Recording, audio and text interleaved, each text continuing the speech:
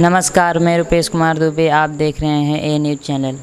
हमारे पीछे जो आप लोगों को भीड़ दिख रही है, ये इस समय विप्र संजीवनी परिषद गुरुकुल में मैं विराजमान हूँ। ये विप्र संजीवनी परिषद के सभी छात्रगण हैं जो यहाँ पर विराजमान हैं, और मैं इनसे कुछ प्रश्न लेकर के आया हूँ पुनः एक बार विप्र संजीवनी परिषद में, जो कि ये छात्रों से मैं वार्तालाप करूँगा और पूछूँगा।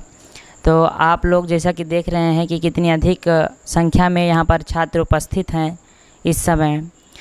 तो जैसा कि हमने उस दिन सुना था कि राम शब्द की व्युत्पत्ति कर रहे थे, तो राम शब्द क्या है? एक राम भगवान तो मर्यादा पुरुषोत्तम भगवान श्री रामचंद्र हैं ही, लेकिन राम शब्द का क्या मतलब होता है, ये थोड़ा बताने का कष्ट करेंगे।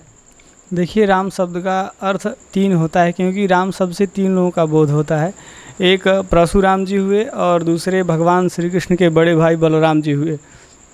तो इन दोनों लोगों को भी राम शब्द से जाना जाता है, परंतु राम शब्द की प्रसिद्धि सबसे अधिक दशरथ के पुत्र श्री रामचंद्र जी में है।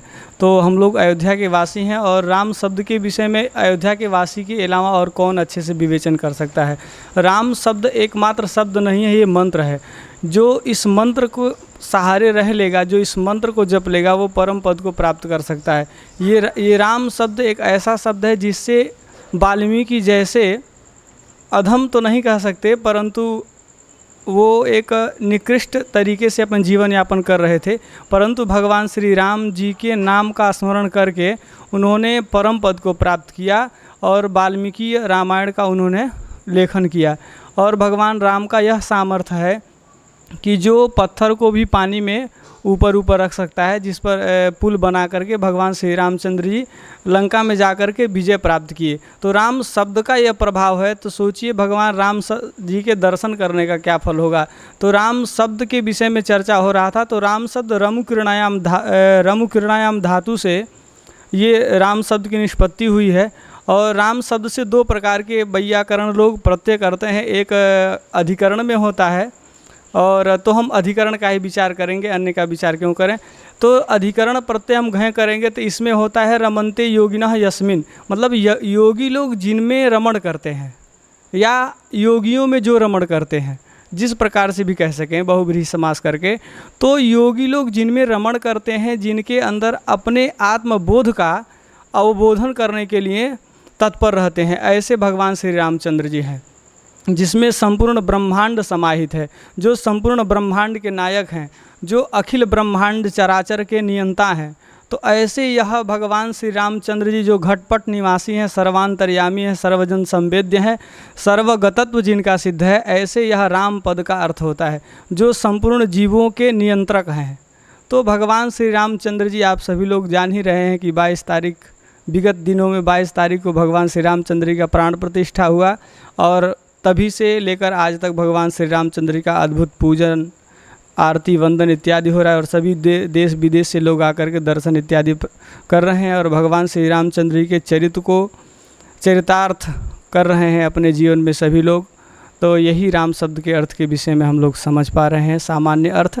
और भी अनेक प्रकार के हम सभी के बीच छात्र लोग उपस्थित हैं, तो आप अन्य भी छात्रों से जो इच्छा हो आप प्रश्न कर सकते हैं।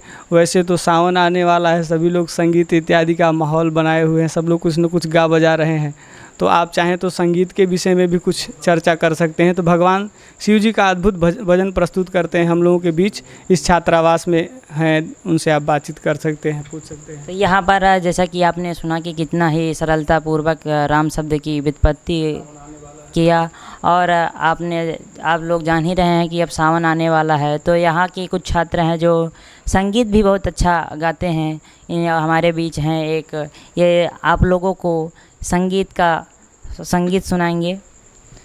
नमामि समीशान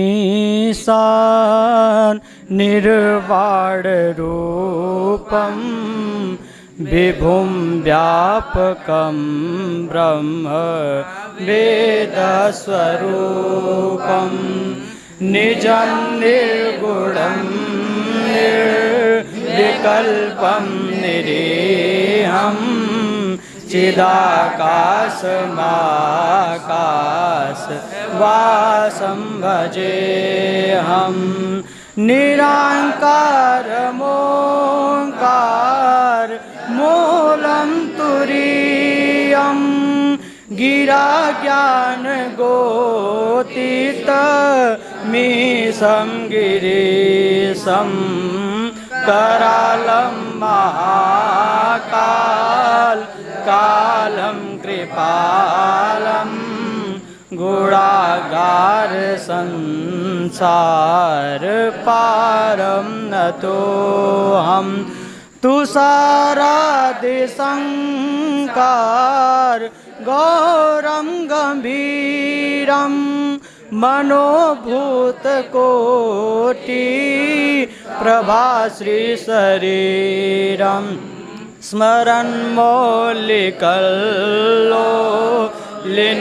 चारुगङ्गा लसद् बाल भाले तु कंठे भुजंगा चलत कुंडलंबो सुनेत्रं विशालं प्रसन्नाननं नीलकण्ठं दयालं मृगादिशचन्मा वरं मुण्डमालं प्रियं शङ्करं सर्वनाथं भजामि। तोहरे शरणिये में बानी ए शिव शंकर दानी, तोहरे शरणिये में बानी ए हो शिव शंकर दानी, ए हो शिव शंकर दानी, ए हो शिव शंकर दानी, ए हो शिव शंकर दानी, ए हो शिव शंकर दानी। तोहरे शरणिये में बानी ए हो शिव शंकर दानी, रहुए शरणिये में बानी ए हो शिव शंकर दानी, तोहरे शरणिये में बानी ए हो शिव शंकर दानी। बोलिए शंकर भगवान की रौरे शरणिये में बानी ये हो शिव शंकर दानी। ये पंक्ति सुन करके मन में जो आनंद आता है ये तो आप लोग इस पंक्ति को सुन करके ही जान चुके होंगे। और जब भगवान राम की बात आए और वहाँ पर भगवान शिव की बात ना आए तो ऐसा हो ही नहीं सकता। और हम खबरें आप तक पहुँचाने के लिए ए न्यूज़ हमेशा तत्पर रहेगा। इसी के साथ जय सिया राम, पेश दुबे, कैमरामैन अजय दुबे के साथ।